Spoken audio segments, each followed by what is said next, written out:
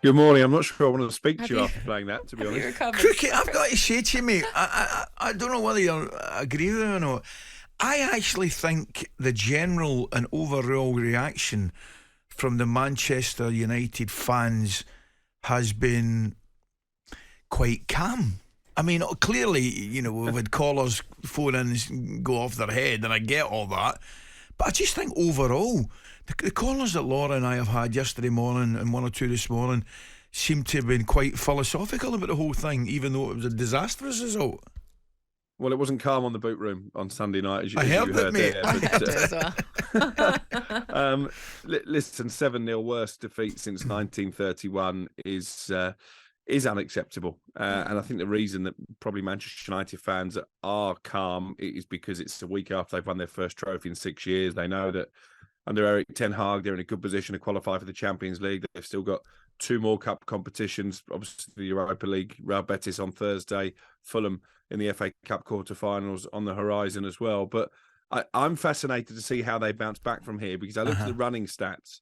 That was the less ground covered by Manchester United players since that 4-0 defeat against Brentford, when, of course, Ten Hag got them in the next day and made them do laps around the training pitch. He did laps with them. He didn't quite go to such extreme measures this time. There was a team meeting yesterday, and he has pointed out, as I understand it, that the performance and the result was totally unacceptable. So let's see how they bounce back from here. But whatever happens between now and the end of the season, there's still going to be a 7-0 defeat at Liverpool on the record. You can't erase that from history, can you? Crookie, I want to ask you about this news story on the back of the Sun. The headline is Harry Redknapp.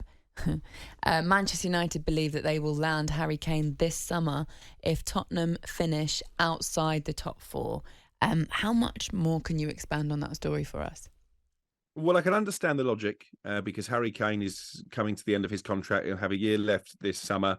Obviously, he wants to be challenging for trophies. He at least wants to be in the Champions League next season. You've got to say, by the league route, that probably looks a little bit unlikely for Spurs, because Liverpool now will have momentum from that 7-0 win. I think they'll go on and nick fourth place. So then it's all about the Champions League. They've got a deficit to overturn against AC Milan. They might get through that tie, but with the greatest will in the world, I don't see Tottenham as European champions. So Harry Kane does have a good decision to make.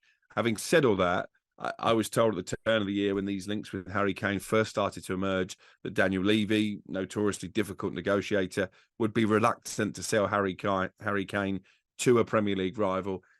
If he does leave Spurs, he would prefer him to go abroad. We know that Bayern Munich are showing interest. So I was of the impression that would be the more likely outcome. And then there's the financial aspect as well when it comes to Manchester United, because even if they get new owners, and I don't think that's 100% guaranteed yet, they are right on the borderline of FFP regulations. So they need to sell players before they can buy anyway. That will be the likes of Harry Maguire, probably Scott McTominay, Anthony Martial as well. But whether they would spend in excess of £100 million on Harry Kane, I've never been entirely convinced. I think they might look for somebody a little bit younger. I know they were among a number of clubs who were scouting Benjamin Sesko, as he scored a hat-trick for RB Leipzig at the weekend. And the other name that keeps coming up is that of Mohamed Kudus, played at the World Cup.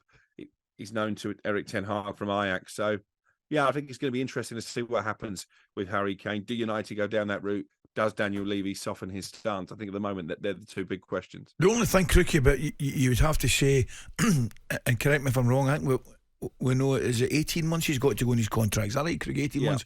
Well, see, straight away, you're giving Daniel Levy a big decision to make, because you're going to the summer, okay? He can't let him get in his final 12 months. I mean that would be absolutely madness, in a business sense, letting somebody that he could potentially get 80, 90 million for go for nothing in another 12 months. So that ain't going to happen. But I do take your point. From Spurs' point of view, they'd probably rather go to somewhere else in Europe rather than an opponent at home. But it just makes sense to me, Crookie. United, and I hear what you're saying, and they will have options. But I don't know why, but I can see him playing there. Well, listen, United fans would welcome him with open arms, because despite the result of the weekend, I don't think they're a million miles away. I think they need another central midfielder. We know that Frankie de Jong remains a target. I wrote about that on the talkSPORT website last week. They probably need another centre-back as well, because if Maguire does go, can you trust Rafael Varane to stay fit for the whole season? History probably tells us not.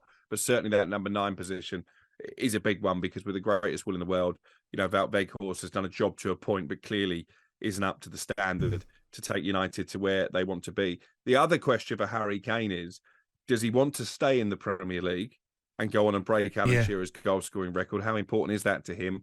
Or does he go to a club like Bayern Munich, where, let's be honest, you're pretty much guaranteed you'll win the Bundesliga, you're guaranteed you'll get to the knockout stages of the Champions League at the very least every season. So I think he'll have a big say in it as well.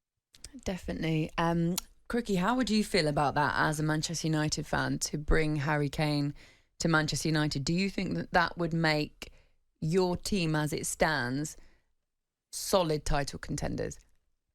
I think so. I mean, listen, he's got under the radar a bit this season because of the ridiculous goal-scoring feats of Erling Haaland, and even Mo Salah, I think, is on, 21 goals now in all competitions this season. But Harry Kane consistently, year on year, guarantees you, doesn't he, between 20 and 30 goals. He guarantees that if he stays fit, and actually he's not really had too many major injury problems of late. So I think it makes a lot of sense. He's obviously, well regarded in the England setup as well. So he's going to know a lot of those Manchester United players, that the likes of Luke Shaw and Marcus Rashford. So yeah, I think from United's perspective, I can see why they're pushing. And as Ali has said there, it's a massive call now, isn't it, for Daniel Levy? Because really the power isn't with Tottenham. All the time that new contract goes unsigned, the power is very much with Harry Kane, and therefore very much with the buying clubs and not the selling one, for a change. Interesting. Crookie, thank you very much. Thanks, mate. Have a good day. Yeah. Cheers, guys, and congrats on the award, Ali. Well Thanks done. very much, Craig. I really appreciate that. Thank you. talkSPORT Breakfast with Laura Woods, Monday to Wednesday mornings 6 till 10 on AM, on DAB, via the talkSPORT app and on your smart speaker. talkSPORT.